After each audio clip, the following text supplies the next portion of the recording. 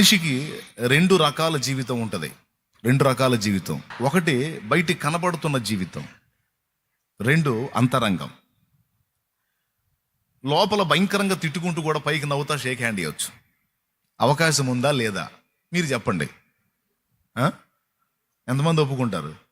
లోపల చెడామడ తిట్టుకుంటా, అవునా? సింపుల్. ఒక భయంకరమైనటువంటి ఆఫీసర్, పోలీస్ ఆఫీసరు, ఏ తప్పు లేకపోయినా నిష్కారణంగా కొట్టే ఒక మూర్ఖుడైన పోలీస్ ఆఫీసర్ ఉన్నాడు, ఎస్ఐఓ సిఐ అనుకోండి. రోడ్లు పక్కన ఆటో వాళ్ళు ఉంటారు, నమస్తే సార్ అంటారు. అది నిజంగా హార్ట్ఫుల్గా చెప్పిందేనా, లేకపోతే ఈ నమస్తే చెప్పకపోతే తంతాడు రాని భయపడి చెప్పడమా? చెప్పలేదనుకో, నిలబడి అనుకో, రే ఇట్రా, ఏంది సార్, ఏంది రొమ్మిరుసుకుని నిలబడ్డా, ఏంది రౌడీ అయింది? లేదు సార్, నేను మామూలుగా నన్ను గుండి తీసావేంది, పెట్టు గుండి పెట్టు. ఏదో ఒక వంక దేవులాడి తంతాడు. కాబట్టి గొడవ అంతా ఎందుకని కనపడగానే ఆటోమేటిక్గా బెండ్ అయిపోయి నమస్తే సార్ అంటాడు. అది హార్ట్ఫుల్గా చెప్పింది కాదు, గతి లేక చెప్పింది.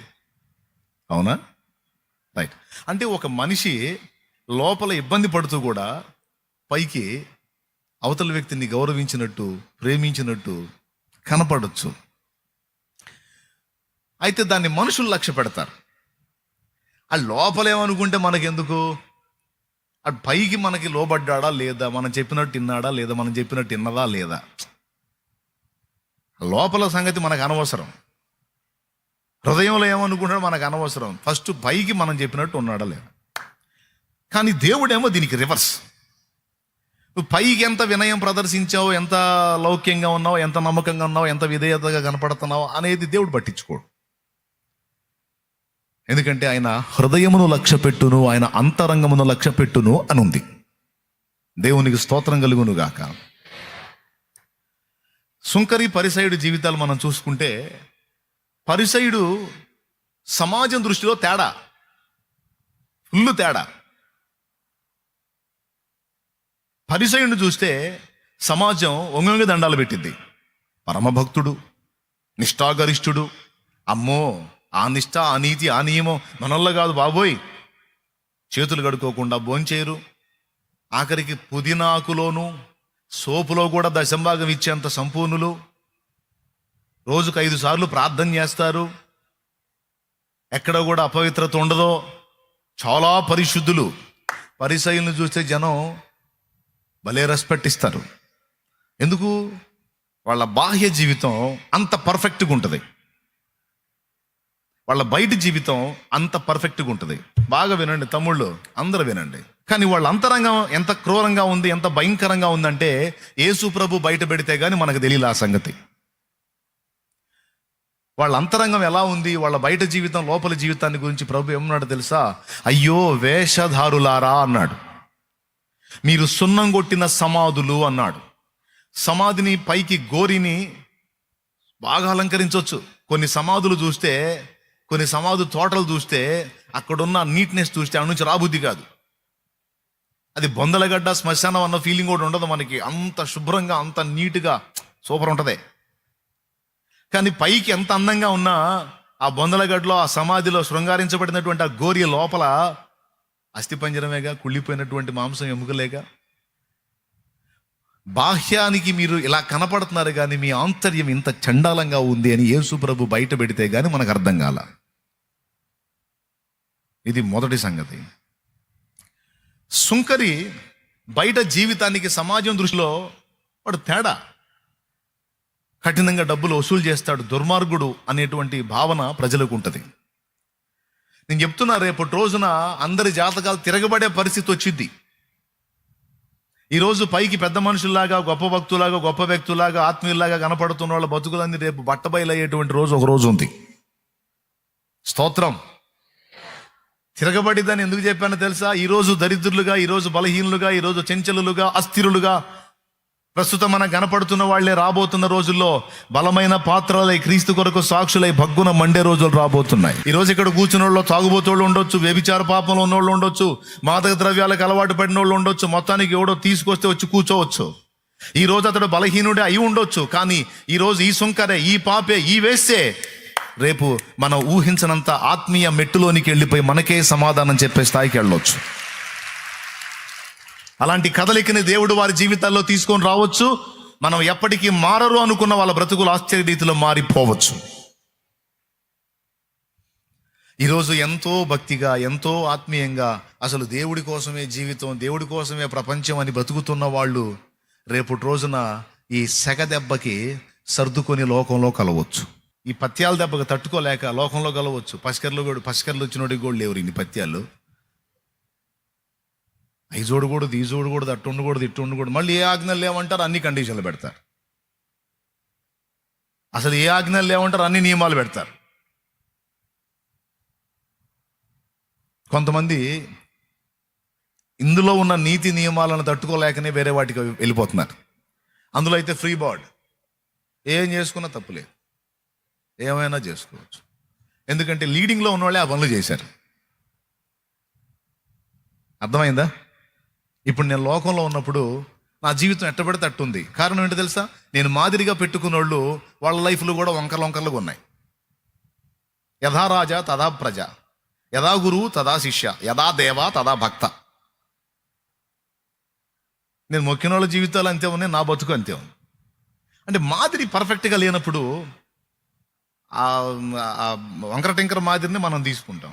కానీ యేసు ప్రభు దగ్గరికి వచ్చేటప్పటికి మాదిరి సూపరో పర్ఫెక్ట్గా ఉంటుంది. దాన్ని రీచ్ అవ్వాలంటే శిఖరాగ్రం పర్వతం కనపడుతుంటుంది. కానీ పరిశుద్ధాత్మ సహాయంతో మనం ఎక్కగలం ఆ ఎత్తైన కొండ. దేవుని సహాయంతో మనం ఎక్కగలం ఆ కొండ. కానీ కొంతమంది విశ్వాసులు ఇప్పుడు భక్తిపరులుగా ఉన్న వాళ్ళకి రాను ఒకవేళ అబ్బో ఇది కష్టమని సర్దుకోవచ్చు, లేదా కొన్ని శ్రమలకి సర్దుకోవచ్చు, లేదా కులాలకు భయపడి సర్దుకోవచ్చు, లేదా ధనాపేక్షకు లోబడి సర్దుకోవచ్చు. ఇప్పుడు భక్తులుగా ఉన్న వాళ్ళు తర్వాత ఏమవుతారో తెలియదు. ఇప్పుడు భక్తిహీనులుగా, చెంచలులుగా, అస్థిరులుగా, బలహీనులుగా ఉన్న వాళ్ళు రేపు క్రీస్తు కోసం అవసరమైతే ప్రాణమైన పెట్టేంత భక్తిపరులు కావచ్చు. ఎందుకంటే కొంతమందిని నేను చూశాను. నేను 2 రకాల వ్యక్తులను చూశాను. అబ్బా వీడు చాలా భక్తిపరుడ్రా అని ప్రజలు బిల్డప్ ఇచ్చారు. అబ్బో మామూలాత్మీయుడు కాదు అన్నోడు లోకంలో కలవటం చూశా. వీడు ఎదవ పరమచండాలుడు అన్నోడు దేవుని మార్గంలోకి వచ్చి దేవుని సేవకుడు అవటం కూడా చూశా. ఇక్కడ మనం గమనించాల్సిన విషయం ఏంటంటే, ఇప్పుడు ఇంతకు మాకు నువ్వు ఏం చెబుతున్నావు అనే డౌట్ వచ్చింది కదా మీకు. అందుకే చెబుతున్నాను, మనం చూసే వ్యక్తుల్ని కానీ ఆఖరికి మనల్ని మనం చూసుకునే విధానంలో కూడా మనకి కొంచెం స్పష్టత ఉండాలి. మనం బయటికి ఎలా ఉంటున్నాం, మన పర్సనల్ లైఫ్లో ఎలా ఉంటున్నాం, దేవుడు దేన్ని సీరియస్గా తీసుకుంటాడు, రేపు న్యాయపీఠం ముందుకు వెళ్ళినప్పుడు దేన్ని బట్టి మనల్ని లెక్కడుగుతాడు అనే ఇంకితం మనకు ఖచ్చితంగా ఉండాలి. ఇక్కడ ఫస్ట్ పాయింట్ ఏంటంటే, బయట జీవితం శుభ్రంగా ఉంచుకోవటం మంచిది కాదని నేను అనను, కానీ ఆంతర్యాన్ని కూడా పవిత్రంగా ఉంచుకోవటానికి మనం పోరాడాలి, ప్రయాసపడాలి, సాధన చెయ్యాలి. నా మనస్సాక్షి దేవుని ఎదుట నిర్మలమైనదిగా ఉండునట్లు నేను జాగ్రత్త పడుతున్నాను అన్నాడు పౌలు. అర్థమైందా? అంటే అందులో ఏ కల్మషం లేకుండా అది నిర్మలంగా ఉండేటట్టు నేను జాగ్రత్త పడుతున్నాను అంటున్నాడు. ఇప్పుడు సహోదరుల విషయంలో కావచ్చు, సహోదరుల విషయంలో కావచ్చు, ఎక్కడైనా ఏ విషయాల్లో అయినా మనం కాసేపే ఈ భక్తి కార్యక్రమం కూటం అయిపోయింది, తెల్లారిద్ది, ఆ కూటం కూడా అయిపోయింది. ఇక బైబిల్ సంఖ్యలో పెట్టి చలో వెళ్తాం. వెళ్ళిన తర్వాత ఇక మనం 6 రోజులు లోకంలో జీవిస్తాం. లోకంలో జీవించినప్పుడు మన హృదయం, దాని యొక్క విధానం, దాని యొక్క ప్రవర్తన ఎలా ఉందో మనం పసిగట్టాలి. ఎప్పటికప్పుడు వెరిఫికేషన్ చేసుకోవాలి మన హృదయాన్ని. ఎందుకంటే దేవుని వాక్యం స్పష్టంగా చెప్పింది, హృదయము అన్నింటికంటే మోసకరమైంది, అది ఘోరమైన వ్యాధి గలది. ఆయనేమో హృదయం అన్నింటికంటే మోసకరమైంది, ఘోరమైన వ్యాధి గలది అని రాయించాడు. నేను దాన్నే లక్ష్య పెడతా అన్నాడు. నాకు అదే ఇంపార్టెంట్ అన్నాడు. నువ్వు బయటికి ఎలా ఉన్నావో కాదు, లోపల ఎలా ఉన్నావో, ఏం ఏం అనుకుంటున్నావో నేను దాన్ని పట్టించుకుంటా, అది నాకు సీరియస్ అంటాడు. ఇది చిన్న విషయమా పెద్ద విషయమా? ఏమండి? రైట్. పైకి నవ్వుతా మాట్లాడవచ్చు, లోపల తిట్టుకోవచ్చు. పైకి ఏమి నాకు వద్దు అనొచ్చు, లోపల ఆశిస్తుండొచ్చు. పైకి విధేయత చూపుతున్నట్టు ఉండొచ్చు, లోపల విరక్తితో ఉండొచ్చు. ఓకే.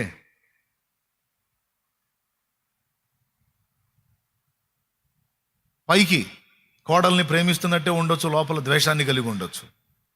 పైకి అత్తగారి ముందు షో చేస్తున్నట్టు, అత్తగారు అంటే అభిమానం ఉన్నట్టు షో చేయొచ్చు, లోపల దీన్ని ధనంజయ అనుకోవచ్చు. మాట వరుస చెబుతున్నా, దేవునికి స్తోత్రం, హల్లెలూయా. ఏదైనా నవ్వుతారు, ఎప్పుడు తెచ్చింది ముసిలి చావట్లేదు అని అనుకోవచ్చు. భక్తి సాధన చేయాలనుకున్న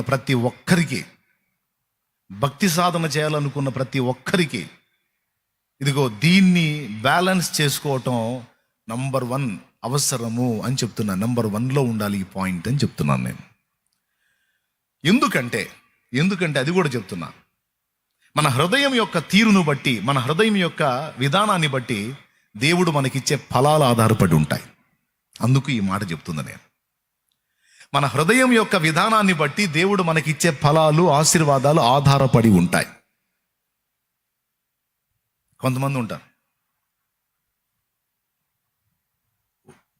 ఒకడు కనపడ్డప్పుడేమో వాడి దగ్గర 2 ఏళ్ళు ఎంతరా, 2 ఏళ్ళు 3 ఓకే నీ 3 కరెక్ట్ అంటాడు. ఇంకొకటి దగ్గరికి పోయి వాడు 2 ఏళ్ళు 4 అంటే నీ 4 కూడా కరెక్టే అంటాడు. అంటే యథార్థత ఉండదు. ఉంటే 3 లేకపోతే 4. కొంతమంది హృదయం ఎలా ఉంటుందో తెలుసా? 3 దగ్గరికి పోయి 3 అంటాడు, 4 దగ్గరికి పోయి 4 అంటాడు. ఇందులో ఇంకోటి 5 తగిలాడు అనుకో, 5 2 5 పర్ఫెక్ట్ 5 అంటాడు. అంటే యథార్థత లేని హృదయంలో ఎన్ని రకాల షేడ్స్ ఉంటాయో బైబిల్ చెప్పింది. అర్థమైందా? ఎన్ని రకాల షేడ్స్ ఉంటాయో. అన్యాయం ఉంటుంది హృదయంలో, న్యాయం ఉండదు. సొంత వాళ్ళని ఒక రకంగా, బయట వాళ్ళని ఒక రకంగా. దేవునికి స్తోత్రం.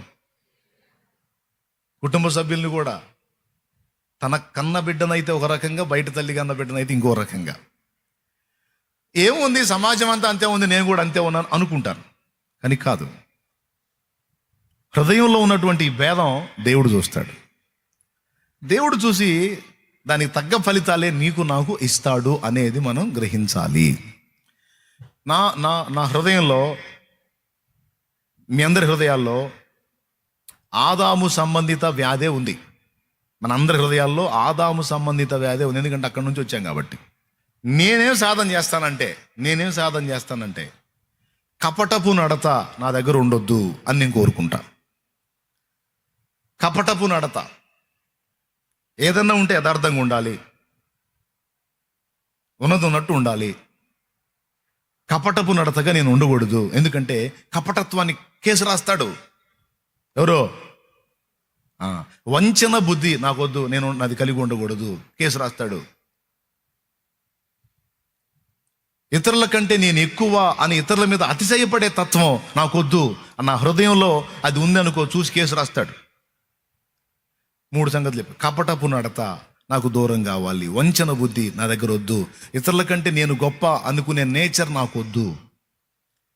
ఇవన్నీ కేసు అవుతాయి. ఎందుకంటే పైన నేను దీనుడుగా కనపడవచ్చు. Simple example చెబుతానండి. ఒక ఆయన ఇలా అన్నాడు, బ్రదర్ నాకెంత తగ్గింపో తెలుసా, అసలు నాకెంత తగ్గింపో తెలుసా, నా అలాగే ఎవడు తగ్గించుకోలేడు, అంత తగ్గింపు నాకు అని తగ్గింపును చూపించి హెచ్చించుకుంటున్నాడు. ఏమన్నా అర్థమైందా మీకు? ఎంతమందికి అర్థమైంది? ఏమర్థమైంది?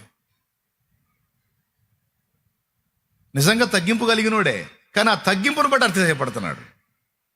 అది కేసు. ఎవరు రాస్తారు? వీడి హృదయంలో నేను చాలా తగ్గింపు గలవాడినని వీడికి గర్వం ఉంది. అంటే ఎంత సెన్సిటివ్గా ఈ పాయింట్లను ఆలోచించాలో అర్థం చేసుకోండి. ఎంత జాగ్రత్తగా మనం ఎక్సర్సైజ్ చేసుకోవాలో మన హృదయాన్ని గమనించండి. నా మట్టుకు నేను దేవుని వాక్యాన్ని చదివి నా జీవితంలో నా హృదయ ఆలోచనల్లో చాలా వరకు అలా బ్యాలెన్స్ చేసుకోవడానికి నేను ఇష్టపడుతున్నాను. అదే మీకు బోధిస్తున్నా. సాటి మనిషి పట్ల ప్రేమ, త్యాగబుద్ధి, ఏమండి, చేసిన దానిలో యథార్థత, కపటం లేకుండా ప్రేమించటం, ఉన్నది ఉన్నట్టుగా నడుచుకోవటం, ఇవన్నీ మన హృదయంలో మనం సాధన చేసామనుకో దేవుడు మనకి ఇచ్చేటువంటి ఆశీర్వాదాలు కూడా ఖచ్చితంగా అలానే ఉంటాయి.